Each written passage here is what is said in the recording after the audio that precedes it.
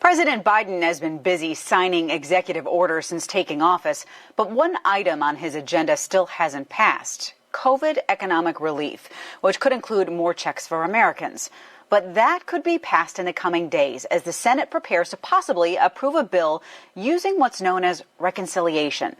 As Joe St. George shows us, it's a procedural tactic that you'll be hearing a lot more about over the next week. Uniting our people.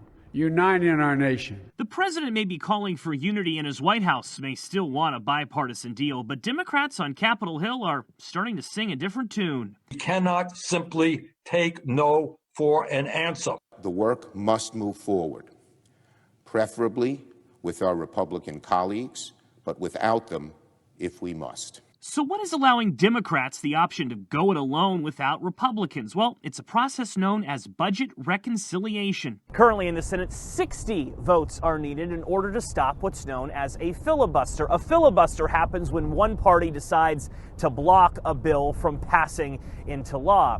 But budget reconciliation allows certain bills to pass with a simple majority, 51 votes, something Democrats have with the vice president breaking any ties. So what qualifies for the reconciliation process? Well, it's been around since 1980. 21 bills have become law this way.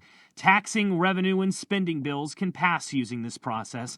It can't be used to impact Social Security, and it can't increase the federal deficit after 10 years. However, it has a lot of gray area. The Congressional Budget Office and the Senate parliamentarian decide if a bill qualifies to pass this way. The current Senate parliamentarian is Elizabeth McDonough, and we don't know yet whether she thinks President Biden's $1.9 trillion bill qualifies. Some question if raising the minimum wage should require more votes. There have been times in history when Senate leadership has fired the parliamentarian based on their advice and replaced them with someone who shares their view. We know this all sounds complicated, but a lot is at stake. Stimulus checks, raising the minimum wage, but unity may also be at stake if Democrats go at it alone without any Republican votes. In Washington, I'm Joe St. George.